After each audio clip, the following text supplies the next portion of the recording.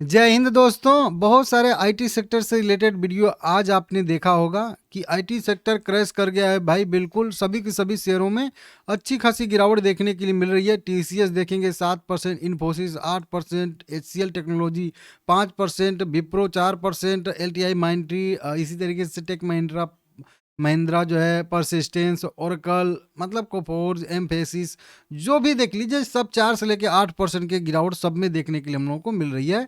एकदम clear clear, ठीक है ना।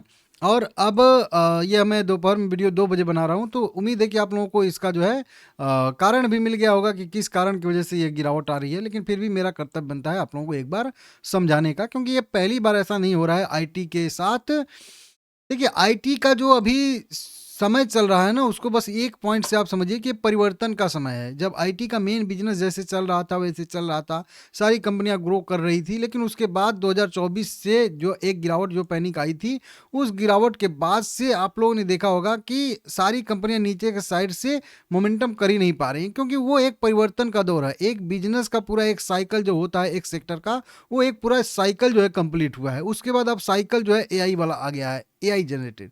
तो अब एआई का इस्तेमाल सभी आईटी कंपनियों को भी करना पड़ेगा। अब एआई से रिलेटेड ही भी आर्डर भी मिल रहे हैं 70% से लेके 80% जो आर्डर मिल रहे हैं, जहां से या 60 से कह लीजिए 70% जो आर्डर मिल रहे हैं आईटी कंपनियों को भी अब, तो वो जो है एआई से रिलेटेड ही मिल रहे हैं। समझ रहे हो आप लोग?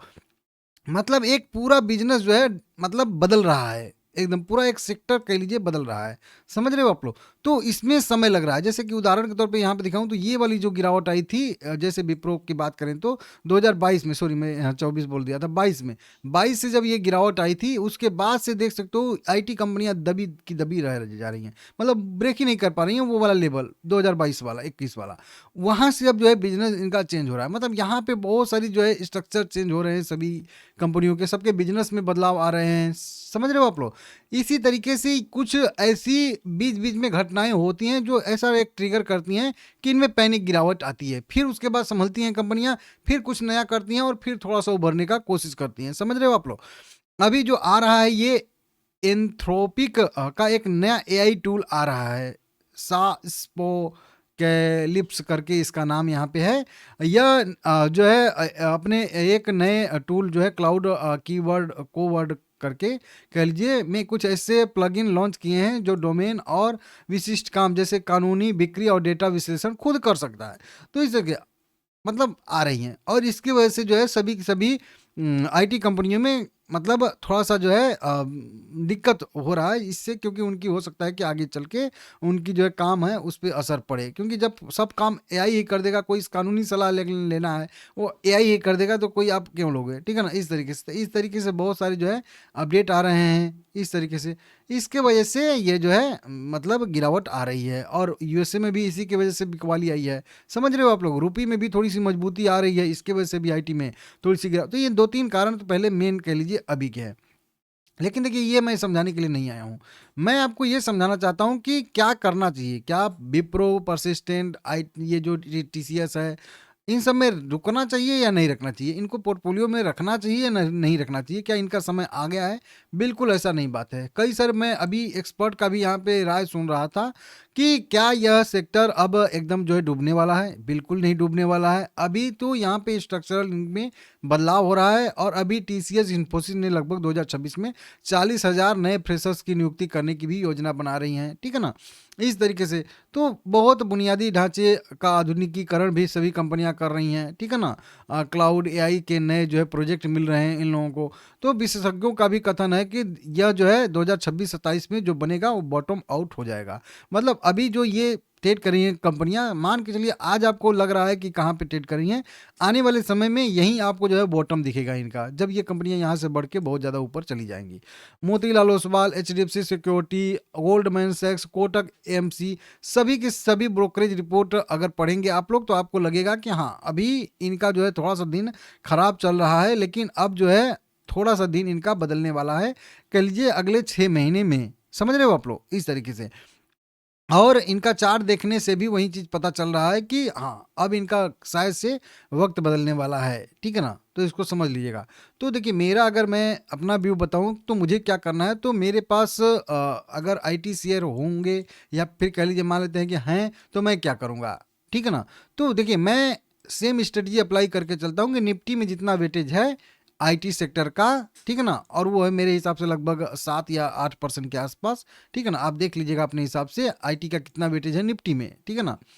उतना वेटेज आपके पोर्टफोलियो में आईटी का होना चाहिए। अब आप स्टॉक लार्ज कैप के रखते हो, मिड कैप के रखते हो या फिर स्मॉल कैप के रखते हो, ये आपके ऊपर है। देखिए मैं जो एक आप लोगों को समझाना चाहता हूँ, टेलीकॉम सेक्टर आप लोगों ने देखा होगा। टेलीकॉम सेक्टर में जब जियो की एंट्री हुई थी, जब रिलायंस आया था 2004 में या कुछ करके इस तरीके से, तब वहाँ पे जो है टेलीकॉम सेक्टर में स्ट्रक्चरल जो है बदलाव देखने के लिए मिला था। उसमें क्या हुआ था कि लगभग 30 कंपनियां या 25 कंपनियां ऐसे थी, बहुत सारे नाम थे भाई, बहुत सारे नाम थे।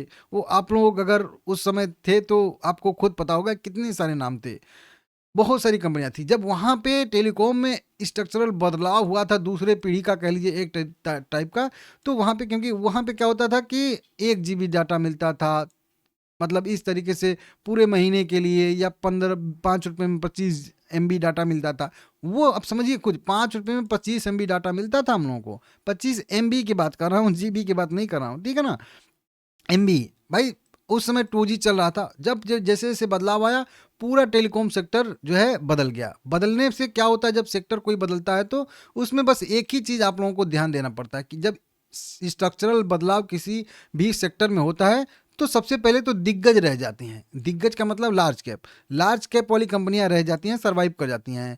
मिड कैप वाली कंपनियां क्या करती हैं कि मिड वाली कंपनियां क्या करती हैं कि एक दूसरे का हाथ पकड़ लेती हैं कि भाई मैं इधर से डूब रहा हूं, तुम उधर से डूब रहे हो, आओ बीच में मिल जाते हैं। जैसे वोडाफोन आइडिया उदाहरण, समझ रहे हो आप लोग। तो ये मतलब उसका आप उदाहरण लेके चलिएगा, ठीक है ना, कि बड़ी कंपनियां तो स्वयं बच जाएंगी, जो मिड वाली कंपनियां रहेंगी वो एक दूसरे का हाथ पकड़ के जो है पार हो जाएंगी।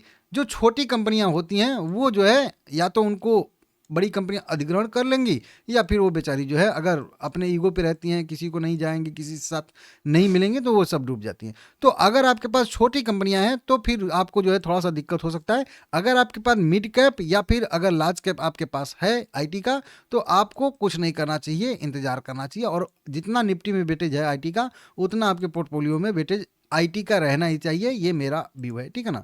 क्योंकि अभी सारे सेक्टर जो है भाग चुके हैं पिछले 2-3 साल में। आईटी ही सेक्टर एक ऐसा सेक्टर है जो अभी मोमेंटम नहीं कर पा रहा है, लेकिन जब मोमेंटम करेगा तो भाई सबका जोड़ जाड़ के, मैं यही मार्केट में आप लोगों को समझाता हूँ कि मार्केट जब भी देता है आप को पेशेंस रखना पड़ता है। पेशेंस रखोगे, कोई शेयर 100 रुपये पे है कोई बात नहीं है, 2 साल तक 100 रुपये पे रह गया कोई बात नहीं, अगले साल वो जो है शेयर 2 साल का आपका जोड़ के जो है टोटल देगा। समझ रहे हो आप लोग। वही चीज़ आईटी करने वाली है। आईटी में भी आपको सब जोड़ जाड़ के मिलेगा, लेकिन आपको पेशेंस रखना पड़ेगा। अभी 2-3 दिन का ही उदाहरण ले लीजिए ना, क्या हुआ था, मतलब गिरावट आई थी बजट के दिन, ठीक है ना, 2% की, अगले दिन 1% की तेजी, दूसरे दिन 2%, 2.5% की तेजी आया ना। अब अगर आप बजट के दिन बेच दिए होते तो फिर ये 3%, 3.5% की जो अभी तेजी 2 दिन में हुई है वो आप मिस कर जाते। तो वही चीज़ आईटी के साथ हो रहा है, जो टेलीकॉम सेक्टर वाला उदाहरण आप लोगों को दिया हूँ। मेरा व्यू है कि चाहे आपके पास टीसीएस हो, इन्फोसिस हो, विप्रो हो, कोई भी छोटा मोटा है मिड कैप तक भी, वो आप जो है यहाँ पे होल्ड कर सकते हो। मान के चलिए कोफोर्ज तक, ठीक है ना, कोफोर्ज तक, या फिर उसके नीचे भी हैं कई सारी, टाटा इलेक्सी भी हैं, केपीआईटी टेक्नोलॉजी तक भी, बिरला सॉफ्ट तक भी हैं। लेकिन वही बात है कि मैं बोलूँगा कि टॉप के 10 में आप रहना चाहिए, ठीक है ना। टॉप 10 में रहेंगे तो वो सही रहेगा, बढ़िया रहेगा, अच्छा रहेगा। तो देख लीजिएगा। बाकी आपका का व्यू है, आप कमेंट करके जरूर बताइएगा, लाइक करिएगा सभी लोग। अभी देखिए वो बताया था आप लोगों को, अभी भूल गया ना, मैं जब बोलना शुरू करता हूँ, डीप सी करके एक चाइना का आया था एआई, इसी तरीके से याद करिए, आप थोड़ा सा पीछे जाएंगे तब समझ में आएगा ना। डीप सी करके एक एआई आया था, चीन ने लॉन्च किया था, सारी की सारी आईटी कंपनियां गिर गई थी उस समय भी। वही चीज़ वहाँ उस समय भी हुआ था, जब ये ओपन एआई जब आया था तब भी यही चीज़ें हुई थी, गिर गया था। अभी एक बार जो ये येन कैरी अनवाइंडिंग जब हो रही थी जापान में, वहाँ पे भी उसकी वजह से भी आईटी गिरा था। तो ये कई सारी जो चीज़ें होती रहती हैं वो होंगी आगे भी, ठीक है ना। लेकिन आपको जो है थोड़ा सा मतलब सेफ रहना है, ठीक है ना।